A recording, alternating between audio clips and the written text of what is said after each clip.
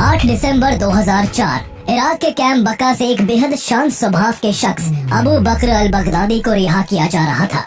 American department of defence उसे पकड़ने के केवल 10 महीने बाद ही एक लो लेवल थ्रेट मानकर छोड़ रहा था, लेकिन अमेरिका को तब कहाँ पता था कि जिसे वो कम खतरनाक समझकर छोड़ रहा है वो एक दिन आतंक का दूसरा नाम बन जाएगा। जेल से रिहा होते ही बगदादी एक्टिव हो गया और जल्द ही आतंकी संगठन Islamic state of Iraq ISI का लीडर बन बैठा। इसके बाद उसने मजहब के नाम पर ऐसे ऐसे खून खराबे किए कि पूरी दुनिया दंग रह गई। महिलाएं हो या बच्चे, मुसलमान हो या पराये धर्म के लोग, देशवासी हो या विदेशी, उसने किसी को नहीं छोड़ा।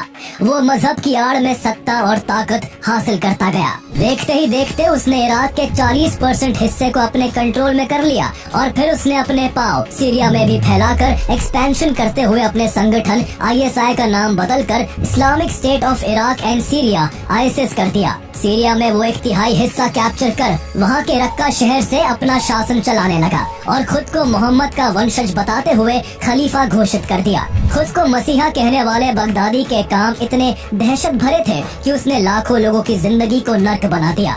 उसने ISIS के जरिए कई देशों में आतंकी हमले करवाए, लाखों लोगों की हत्याएं करवाई और जो भी उसकी जिहादी मानसिकता के आड़े आया उसने उसे बुरी तरह से कुचल कर रख दिया। वो अपनी आइडियोलॉजी को दुनिया भर में फैलाना चाहता था और इसे मनवाने के लिए वो इस कदर पागल था कि उसने यजीदी कम्युनिटी को काफिर घोषित करके उस पर अत्याचार की सभी सीमाएं लांघ दी। आतंक की एक बड़ी फसल तैयार करने के बाद बगदादी ने सैकड़ों बैंक लूटे, मिडिल ईस्ट और गल्फ के कई ऑयल वेल को कैप्चर किया और सैकड़ों लोगों की किडनैपिंग के जरिए बेशुमार दौलत हासिल कर ISIS को दुनिया का सबसे अमीर आतंकी संगठन बना दिया। अबू बकर अल बगदादी इतना कुख्यात, निर्मम और खूंखार दरिंदा बन गया था कि उसे पकड़ने के लिए अमेरिका को उसके सिर पर $25 मिलियन का इनाम रखना पड़ा। The Islamic State is really the descendant of Al-Qaeda in Iraq, which began under Abu Musab al-Zarqawi. IS ने अपने चीफ अबू अल बगदादी को अपने इस नए मुल्क का खलीफा घोषित कर दिया है। But just last month, Iraq sent up to 30,000 fighters to secure the western border against ISIS extremists entering from Syria. A series of coordinated attacks claimed by the Islamic State group were carried out across Paris on Friday 30th November 2015 in the worst terrorist assault on France since the Second World War. US Special Operations Forces swooped down on his safe house on the outskirts of a small Syrian town. Abu Bakr al-Baghdadi is dead. He died like a dog.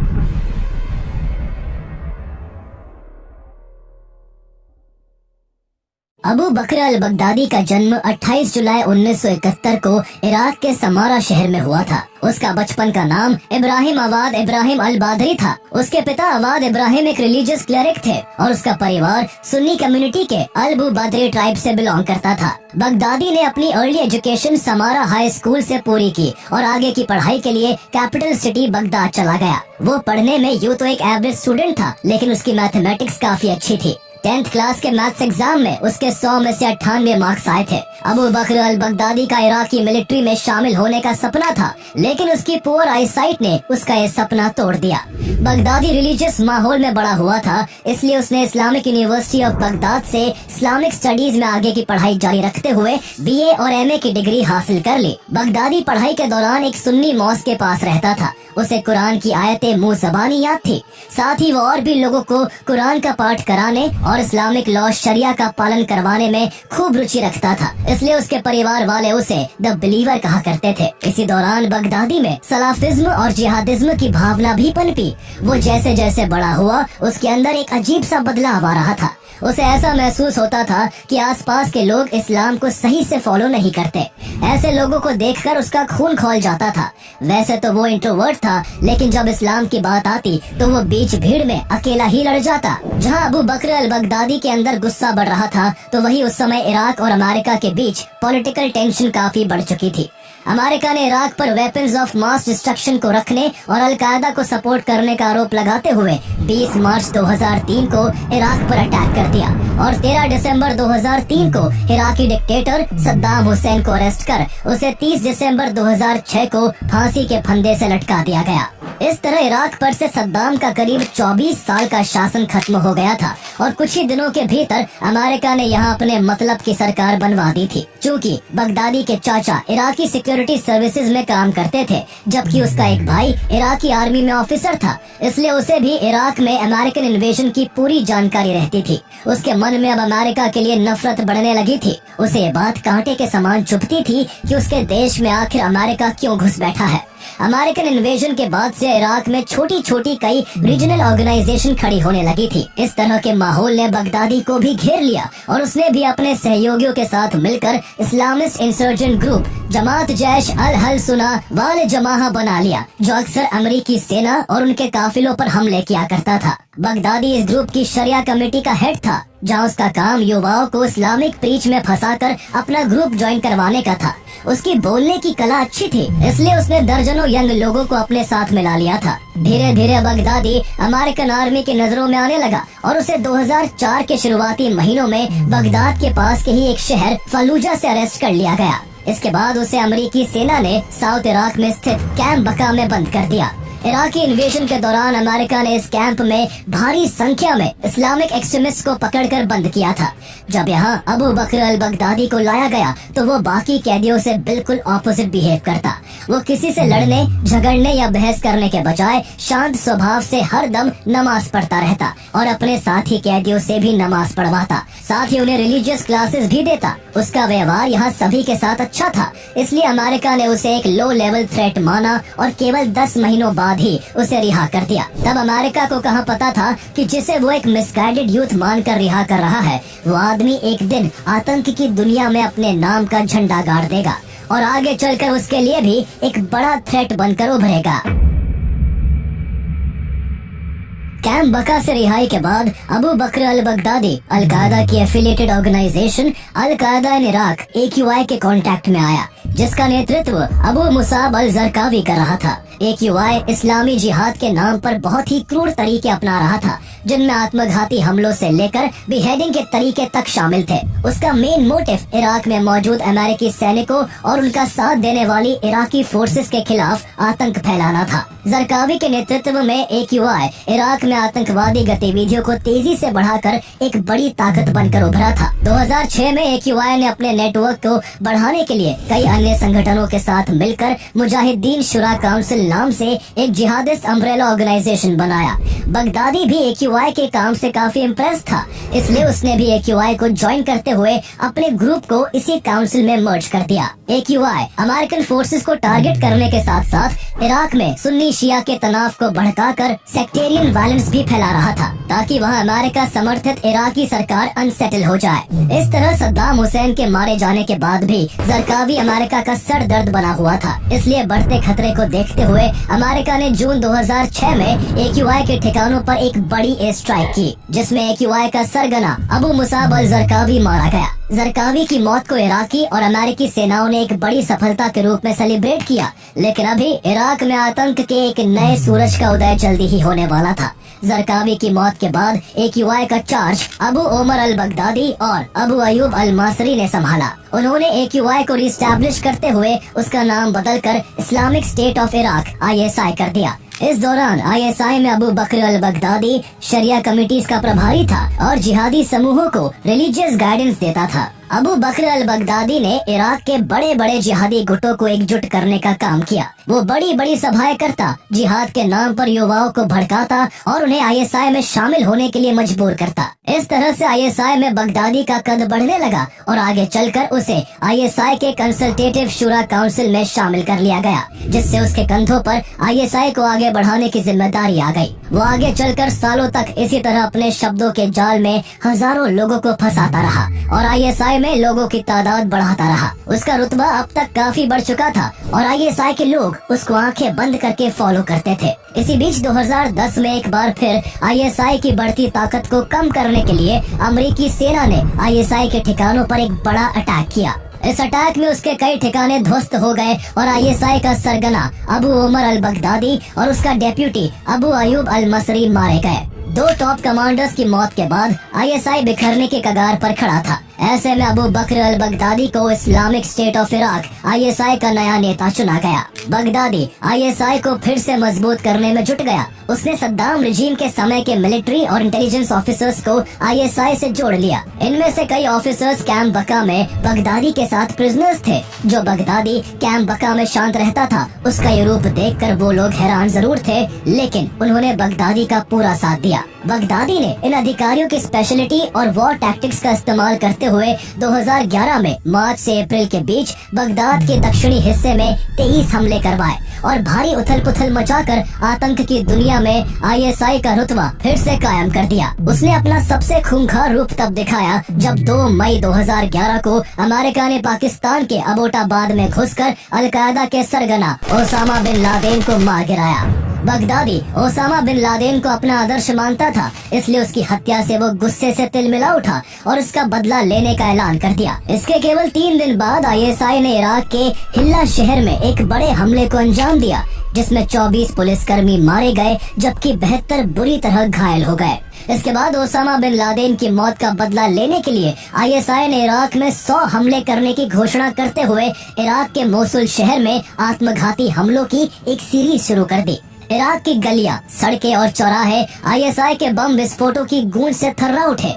एक आत्मघाती बम विस्फोट Baghdad की उम अल कुरा mask में भी हुआ, जिसमें Sunni community के बड़े नेता खालिद अल फैदावी समेत 29 लोग मारे गए। 1 साल के भीतर ही बगदादी ने आतंक का एक ऐसा साया कायम किया जिससे निपट पाना इराकी सरकार के लिए मुमकिन नहीं था। इसी दौरान अमेरिकी सेना भी इराक को छोड़कर वापस अपने देश लौटने लगी थी। दिसंबर 2011 तक इराक अमेरिकन फोर्सेस से खाली हो चुका था, जिसके बाद अबू बकर अल बगदादी और भी ज्यादा क्रूर हो गया। बगदादी को अब खुली छूट मिल चुकी थी और वो जब चाहे जहां चाहे बिना किसी डर के हमले करवा सकता था। उसके बाद उसने न गांव छोड़े, न शहर, न सिविलियंस छोड़े, न गवर्नमेंट ऑफिसर्स, न पुलिस छोड़ी, न आर्मी। वो बिना किसी रुकावट के सबका शिकार करता गया और तेजी के साथ इराक में अपने एरियाज को एक्सपैंड करने लगा। ISI के इन खूंखार हमलों से अमेरिका इतना परेशान हुआ कि उसने अबू बकर अल बगदादी को टेररिस्ट घोषित करते हुए उससे रिलेटेड इंफॉर्मेशन देने वाले के लिए $10 मिलियन का इनाम डिक्लेयर कर दिया।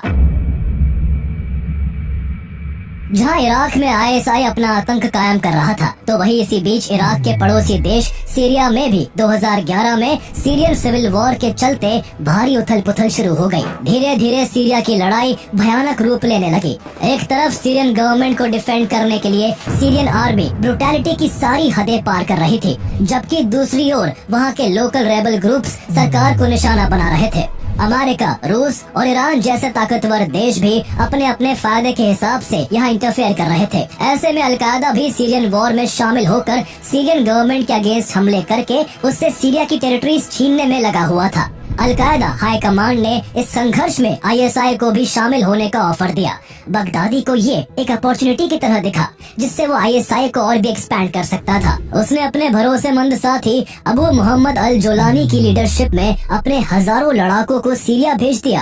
अबू मोहम्मद अल जोलानी ने सीरिया में फंक्शन करने के लिए ग्रुप का नाम अल नुसरा फ्रंट रखा, जिससे अलकायदा की तरफ से हर तरह की मदद मिली। अल नुसरा फ्रंट ने असद सरकार के खिलाफ लड़ाई लड़ी और धीरे धीरे सीरिया में मजबूत पकड़ बनाते हुए कुछ इलाके अपने कंट्रोल में ले लिए।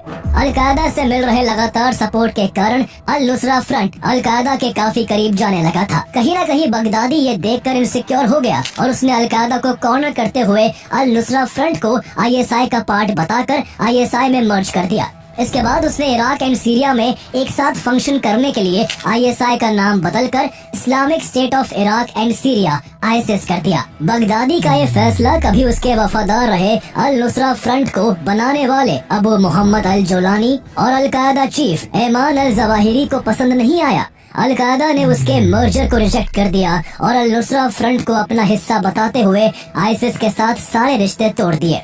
इस तरह कभी सीरियन सिविल वॉर का फायदा उठाकर एक साथ काम करने वाले अलकायदा और ISIS के बीच तनाव बढ़ गया और दोनों गुट एक दूसरे को ही निशाना बनाने लगे। इस खूनी संघर्ष में ISIS जल्दी ही भारी पड़ने लगा और जो इलाके पहले अल नुसरा फ्रंट के कब्जे में थे उन्हें तेजी से उसने कैप्चर कर खुद को सीरिया में एक बड़ी जिहादी ताकत के रूप में स्टैब्लिश कर लिया। 2013 में सीरियन गवर्नमेंट के अगेंस्ट में खड़े रेबल ग्रुप्स ने सीरिया के जिस उत्तरी शहर रक्का को बहुत जद्दोजहद के बाद अपने कंट्रोल में लिया था, ISIS ने उनसे उसे छीनने के लिए घमासान लड़ाई शुरू कर दी।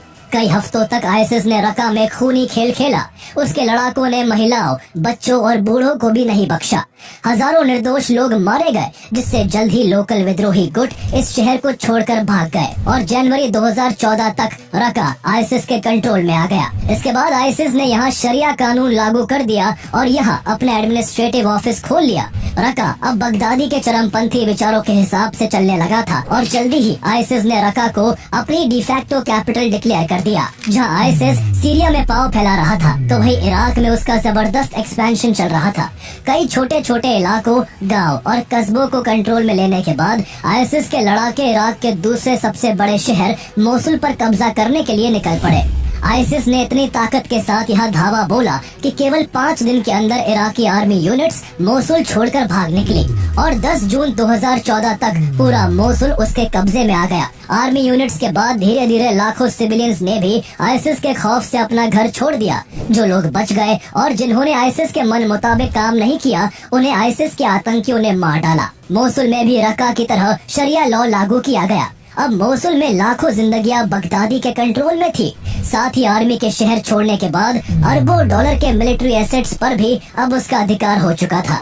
अभी तक Abu Bakr al Baghdadi public appearances से दूर रहा था, लेकिन जब उसने देखा कि अब उसके अंडर इराक और सीरिया की बहुत इंपॉर्टेंट सिटीज है और लाखों लोगों पर उसका कंट्रोल है, तो उसने पहली बार पब्लिक में आने का फैसला किया। बगदादी मोसुल की एक प्रसिद्ध अल नूरी मस्जिद में पहली बार दुनिया के सामने आया। उसकी सिक्योरिटी में हर तरफ बंदूकें लिए उसके लड़ाके थे और सेफ्टी के लिए मस्जिद समेत आसपास के इलाके में इंटरनेट कनेक्शन और कम्युनिकेशन लाइंस को कट कर दिया गया था। बगदादी को सुनने के लिए मस्जिद में सैकड़ों लोग बड़ी शिद्दत के साथ खड़े हुए थे और इस पूरे इवेंट को पूरी दुनिया तक पहुंचाने के लिए रिकॉर्ड भी किया जा रहा था। उस दिन इस भाषण में बगदादी कुरैश ट्राइब से बिलोंग करने के कारण खुद को पैगंबर मोहम्मद का वंशज बताते हुए खलीफा डिक्लेयर कर देता है। वो खुद को दुनिया के सभी मुसलमानों का धार्मिक और राजनीतिक नेता बताता है और इस्लामिक कैलिफेट की एस्टैब्लिशमेंट की घोषणा करता है। हालांकि उसकी इस घोषणा को लगभग सभी इस्लामिक रिलीजियस अथॉरिटीज ने रिजेक्ट कर दिया, फिर भी उसके कैलिफेट को उसके लड़कों के अलावा हजारों लोगों ने कबूल किया। आईसिस ने इराक और सीरिया के सिर्फ इलाकों पर कब्जा ही नहीं किया, बल्कि वो उसे एक स्टेट की तरह चलाने लगा। उसने एक क्रूर जस्टिस सिस्टम लागू किया, टैक्सेस वसूले और कुछ हद तक पब्लिक सर्विसेज भी दी। सीरिया और इराक में अपनी दहशतगर्दी कायम करने के बाद अबू बकर अल बगदादी अब अपने आतंक को पूरी दुनिया में फैलाकर आईसिस को इंटरनेशनली एक्सपैंड करना चाहता था। इसके लिए उसके लोगों ने सोशल मीडिया का सहारा लिया और वो यूट्यूब, टेलीग्राम एंड ट्विटर जैसे प्लेटफॉर्म्स पर प्रोपेगेंडा वीडियोस को वायरल करने लगे। धीरे धीरे इन प्रोपेगेंडा वीडियोस के चलते मिडिल ईस्ट के देशों के अलावा एशिया, यूरोप और अफ्रीका में भी काफी कट्टरपंथी उसके मुरीद होने लगे। इसके बाद हजारों विदेशी लड़ाके आईसिस में शामिल हुए। साथ ही अफगानिस्तान में आईसिस, खुरासन और अफ्रीका में बोको हराम जैसे टेररिस्ट ऑर्गेनाइजेशन आईसिस के प्रति वफादारी की शपथ लेकर यहाँ उसके ग्लोबल एक्सपेंशन में लग गए। इतनी बड़ी टेररिस्ट ऑर्गेनाइजेशन को चलाने के लिए बगदादी को बहुत सारी दौलत की जरूरत थी, इसलिए उसने oil smuggling, bank robberies, taxation और एक्सटॉर्शन के जरिए खूब कमाई की। आईसिस पहले सीरिया और इराक में तेल के कुओं पर कब्जा जमाता और फिर वहाँ से क्रूड ऑयल को ब्लैक मार्केट में बेचकर अरबों रुपए कमाता। आईसिस को केवल तेल की बिक्री से हर दिन लगभग 1 मिलियन से लेकर 2 मिलियन डॉलर्स तक की कमाई होती थी। तेल की कमाई उसके लिए काफी नहीं थी, इसलिए उसने कभी मोसुल सेंट्रल बैंक पर हमला करके 400 मिलियन डॉलर्स लूटे, तो कभी foreign journalist, NGO workers, diplomats और लोकल रिच लोगों को किडनैप करके एक बड़ी रकम वसूल की। जो लोग रैंसम नहीं देते उन्हें टॉर्चर करके मार दिया जाता और वीडियो बनाकर सोशल प्लेटफॉर्म्स पर रिलीज किया जाता, ताकि बाकी लोग डर कर फिरौती देने के लिए तुरंत राजी हो जाए। इन सब के अलावा आईसिस ने सीरिया और इराक में ड्रग्स भी प्रोड्यूस करना शुरू किया। ट्रामाडोल, हशीश और कैप्टागोन जैसे ड्रग्स को स्मगल कर यूरोप और एशियाई बाजारों में बेचा जाने लगा, जिससे आईसिस को मिलियंस ऑफ डॉलर्स का मुनाफा हुआ। आईसिस को विदेशों से भी भर भर के फंडिंग मिली। कतर, कुवैत, यूएई और सऊदी अरब के कुछ अमीर कट्टरपंथियों ने आईसिस को फंड किया। इस तरह से कुछ ही सालों में चारों तरफ से हासिल हो रही बेशुमार दौलत ने आईसिस को दुनिया का सबसे अमीर आतंकी संगठन बना दिया था। इसके बाद ताकत के नशे में चूर अबू बकर अल बगदादी ने आईसिस को कहीं भी कोई भी हमला करने के लिए खुला छोड़ दिया था। आईसिस के लड़ाके अब वहशी दरिंदे बन चुके थे, जिन्हें लोगों को तड़पाने में मजा आता था। उनका सबसे ज्यादा अत्याचार यजीदी कम्युनिटी ने सहा। यजीदी इराक की एक माइनॉरिटी कम्युनिटी है जो मेनली नदर्न इराक के सिंजार माउंटेन्स और आसपास के इलाकों में रहती है। यजीदी समुदाय की रिलीजियस आइडेंटिटी इस्लाम से अलग है, इसलिए आईसिस ने उन्हें काफिर घोषित करते हुए उन पर हमला कर दिया। आईसिस के हजारों लड़ाके यहाँ के गांव और कस्बों में घुस आए। हजारों यजीदी पुरुषों और लड़कों को पकड़कर उन्हें इस्लाम कबूल करने के लिए मजबूर किया गया और जिन्होंने मना किया उन्हें गोली मार दी गई। इस तरह 5000 से ज्यादा यजीदी पुरुषों की हत्या कर दी गई, जबकि महिलाओं का इससे भी बुरा हाल था। महिलाओं और लड़कियों को किडनैप कर उनका यौन शोषण किया जाता और जब मन भर जाता तब उन्हें भरे बाजार किसी सामान की तरह बेच दिया जाता। आईसिस ने 6000 से भी ज्यादा महिलाओं और लड़कियों को अगवा कर उनका जीवन नर्क से भी बदतर बना दिया था। आईसिस की इस क्रूरता से डरकर करीब 4 लाख यजीदी लोग यहाँ से कुर्दिस्तान रीजन में भाग गए, जबकि दसियों हजार यजीदी अपनी जान बचाने के लिए सिंजर पर्वत में जा बसे। इस तरह ये लोग आईसिस के हाथों से तो बच गए, लेकिन इनमें से हजारों को यहाँ भूख ने मार डाला। आईसिस की बढ़ती क्रूएलिटी की वजह से अमेरिका ने उसे सबक सिखाने के लिए कई बार उसके ठिकानों पर हवाई हमले किए थे। अमेरिका के इन हमलों से बगदादी भड़क उठा और वो इसका बदला लेने के लिए इराक और सीरिया में रिपोर्टिंग के लिए आए अमेरिकन जर्नलिस्ट को किडनैप कर उनकी जान लेने लगा। अगस्त 2014 में आईसिस ने जेम्स फॉली का गला काटते हुए एक वीडियो रिलीज किया, जिसका title a message to America था। इसके बाद एक और अमेरिकन जर्नलिस्ट स्टीवन सॉटलॉफ का भी सर धड़ से अलग कर दिया और उसका भी वीडियो सोशल मीडिया पर डाला गया। इस तरह बगदादी अमेरिका को आंख दिखा रहा था और उसे उस पर हमले न करने के लिए डरा रहा था। इसके बाद जहां आईसिस ने 2015 में सीरिया की एंशिएंट सिविलाइजेशन के सेंटर पलमीरा को अपने कब्जे में लेकर पलमीरा के चीफ आर्कियोलॉजिस्ट खालिद अल असाद को सरेआम मौत के घाट उतार दिया, तो वही रोमन टेम्पल, पिलर्स, म्यूजियम और 2000 साल पुराने बालशमिन टेम्पल को पूरी तरह डिस्ट्रॉय कर दिया। आईसिस का मकसद इन हिस्टोरिकल हेरिटेज को मिटाकर दुनिया में अपनी विचारधारा को जल्दी से जल्दी फैलाना था। इस वक्त तक आईसिस ने इराक का 40% हिस्सा और सीरिया की 1/3 टेरिटरीज को अपने कंट्रोल में कर लिया था। आईसिस की शाखाएं इराक और सीरिया के अलावा मिडिल ईस्ट और नॉर्थ अफ्रीका के कई हिस्सों तक फैल गई थी। इनमें Libya, Arabian peninsula, Sinai peninsula, Tunisia और येमेन के कई क्षेत्र शामिल थे। इस तरह दसियों लाख लोग उसके खौफनाक साए के नीचे अपनी जिंदगी जीने के लिए मजबूर हो चुके थे। आईसिस ने अपने हमलों से वेस्टर्न देशों को भी नहीं छोड़ा। उसके 9 आतंकवादियों ने फ्रांस के कैपिटल पेरिस में लगभग एक ही समय पर 6 जगहों पर जानलेवा हमलों को अंजाम दिया। पहले यहाँ के स्टेड डे फ्रांस स्टेडियम को निशाना बनाया गया, जहाँ फ्रांस और जर्मनी के बीच फ्रेंडली फुटबॉल मैच चल रहा था, जिसे देखने 80,000 लोग आए हुए थे, जिनमें से एक फ्रांस के प्रेसिडेंट फ्रैंकोइस होलांदे भी थे। मैच शुरू होने के कुछ देर बाद आईसिस के 3 आत्मघाती हमलावर स्टेडियम में घुसने के लिए बढ़े, तो सिक्योरिटी गार्ड ने उन्हें एंट्री गेट पर ही रोक लिया।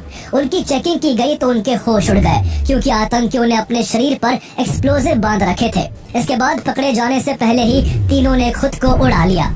ये हमला तो आईसिस के मुताबिक नहीं हो सका, लेकिन उसके आतंकियों ने पेरिस के कई रेस्टोरेंट्स को निशाना बनाकर कई लोगों की हत्या कर दी।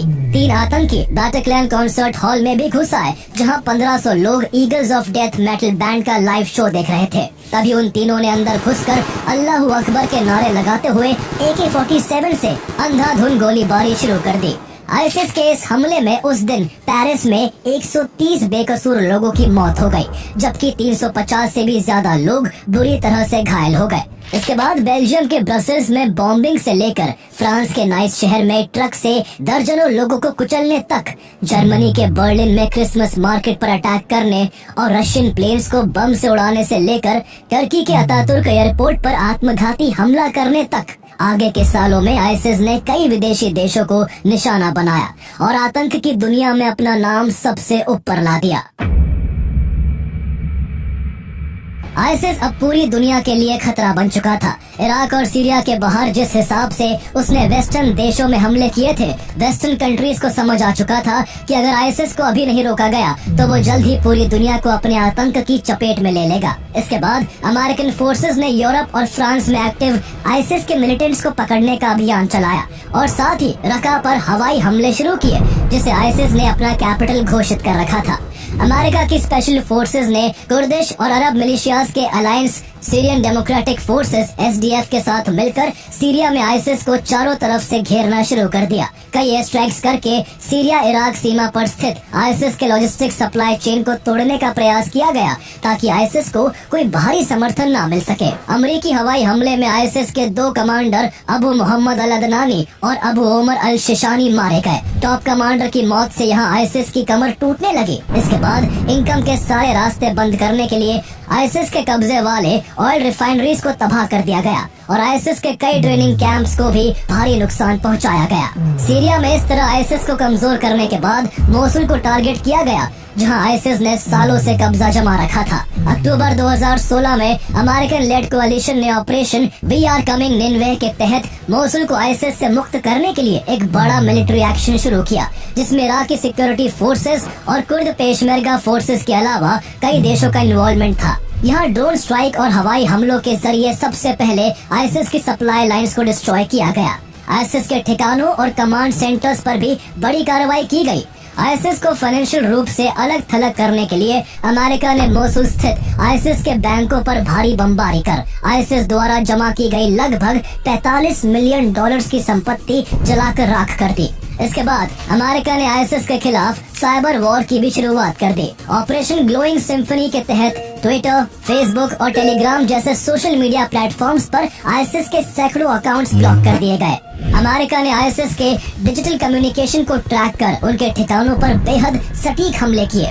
इस तरह ईस्टर्न मोसुल लगभग 100 दिनों में आईसिस से मुक्त हो चुका था। अब वेस्टर्न मोसुल को भी आईसिस से फ्री करने के लिए वहाँ भी एक्शन शुरू हो गया। यहाँ खुद को घिरते देख आईसिस के आतंकी घनी आबादी वाले क्षेत्रों में नागरिकों को ढाल बनाकर रिटेलिएट करने लगे। आईसिस छिपकर इराकी और अमेरिकी सेना पर आत्मघाती हमले भी कर रहा था। आईसिस को यहाँ मात देने के लिए फोर्सेस ने टाइग्रिस नदी को पार कर कुछ ही दिनों में वहाँ के सभी आईसिस के ठिकानों को चारों तरफ से घेरते हुए ध्वस्त कर दिया। ईस्टर्न और वेस्टर्न मोसुल को आजाद कराने के बाद इराकी सेना अल नूरी मस्जिद की तरफ बढ़ी, जहाँ अबू बकर अल बगदादी ने खुद को खलीफा घोषित किया था। यहाँ कई आतंकी छुपे हुए थे। जब उन्होंने देखा कि अब बचने का कोई रास्ता नहीं है, तो उन्होंने अपनी हार स्वीकार कर पकड़े जाने से पहले ही खुद समेत मस्जिद को भी उड़ा दिया। करीब 9 महीने की इस कार्रवाई में हजारों आईसिस लड़ाके मारे गए। इस दौरान शहर को भी भारी नुकसान पहुंचा। 10,000 से ज्यादा नागरिकों की जान गई और लाखों डरकर अपना घर छोड़कर भाग गए। इस बीच सबसे जरूरी बात ये थी कि मोसुल अब आईसिस की गिरफ्त से आजाद था। 2017 के शुरुआती महीनों में सीरिया के रका को भी पूरी तरह से आईसिस के चंगुल से छुड़ाने के लिए अमेरिका के नेतृत्व में सीरियन डेमोक्रेटिक फोर्सेस एसडीएफ ने ऑपरेशन रैथ ऑफ यूफ्रेटिस शुरू किया। एसडीएफ फोर्सेस ने शहर को चारों ओर से घेर लिया और आईसिस के बाहर जाने के सभी रास्ते काट दिए। इससे आईसिस के लड़ाके शहर के अंदर ही फंस गए, जहां उनके ठिकानों पर लगातार हमले किए जाने लगे। भारी हवाई बमबारी और जमीनी लड़ाई से आईसिस धीरे धीरे कमजोर पड़ने लगा था। आईसिस के स्नाइपर्स सुरंगों से छिपकर और कुछ आत्मघाती हमलावर का रूप लेकर लड़ाई जरूर कर रहे थे, लेकिन उनके पास American modern weapons, drones, fighter jets का कोई तोड़ नहीं था। कुछ हफ्तों की भीषण लड़ाई के बाद आईसिस को शहर से बाहर खदेड़ दिया गया और एसडीएफ ने रका को अपने कंट्रोल में ले लिया। एक के बाद एक 2 बड़े शहरों को गंवाने से आईसिस बिखर कर बर्बादी की कगार पर खड़ा था। लेकिन अब भी आईसिस का सरगना Abu Bakr al Baghdadi America के हाथ नहीं आया था। इसलिए अमेरिका ने बगदादी को पकड़ने के लिए $10 मिलियन के रिवॉर्ड को बढ़ाकर $25 मिलियन कर दिया। मोसुल और रका की हार के बाद आईसिस सिमट कर सीरिया और इराक के छोटे छोटे इलाकों में रह गया था। सैकड़ों लड़ाके सीरिया के यूफ्रेट्स रिवर के किनारे स्थित हाजिन और बागुस के इलाके में अपनी अंतिम पकड़ बनाकर बैठे थे। ऑपरेशन राउंड अप के जरिए अमेरिका ने इन जगहों को भी आईसिस से आजाद कर दिया। आईसिस इस तरह अपने कब्जे की 95% टेरिटरीज को खो चुका था। कभी एक साल में $1 बिलियन तक कमाने वाले आईसिस की नौबत मछली के व्यापार करने तक की आ गई थी। इस दौरान बार बार बगदादी की भी मौत की अफवाहें उड़ रही थी। हालांकि बगदादी जिंदा था और ऑडियो एंड वीडियो मैसेज के जरिए अपने लड़ाकों को छिपकर लड़ाई जारी रखने के निर्देश दे रहा था। उधर अमेरिकन सिक्योरिटी फोर्सेस बगदादी की मौत की कहानी लिख रही थी। लगातार बगदादी की लोकेशन को ट्रैक किया जा रहा था। ऐसे में अक्टूबर में अमेरिकन फोर्सेस को सीरिया के इडलिब प्रोविंस में बगदादी के छिपे होने की खबर मिली। अमेरिका ने उसका दी एंड करने के लिए 26 अक्टूबर 2019 की रात ही ऑपरेशन केला म्यूलर शुरू कर दिया। इराक के इरबिल से अमेरिकन डेल्टा फोर्स के कई कमांडोज 8 MH-60 ब्लैक हॉक्स और CH-47 चिनूक्स प्लेन्स पर सवार होकर सीरिया के इडलिब प्रोविंस के बरीशा विलेज की ओर निकल पड़े। कमांडोज ने 70 मिनट में ही बरीशा पहुंचकर बगदादी के ठिकाने को चारों तरफ से घेर लिया। कमांडोज बगदादी के ठिकानों पर भारी गोलीबारी और बमबारी करने लगे। बदले में बगदादी के बॉडीगार्ड्स और लड़ाकों ने भी रिटेलिएट करने की कोशिश की, लेकिन अमेरिकन बमबारी और ड्रोन हमलों के सामने वो ज्यादा देर टिक नहीं पाए। बगदादी को समझ आ चुका था कि वो अब अपनी जिंदगी के आखिरी छोर पर खड़ा है और उसकी जान अब कभी भी जा सकती है। जिस बगदादी के हाथ हजारों मासूम लोगों के खून से सने हुए थे, वो अब खुद की जान बचाने के लिए फड़फड़ा रहा था। उसने एक अंधेरी सुरंग में अपने परिवार के साथ खुद को छिपाने की कोशिश की, लेकिन जल्दी ही अमेरिकी मिलिट्री डॉग्स ने उसे ढूंढ लिया। पकड़े जाने के बाद उसका क्या हश्र होगा, यही सोचकर उसने खुद को विस्फोटक जैकेट से उड़ा लिया, जिससे बगदादी अपने 3 बच्चों समेत मारा गया।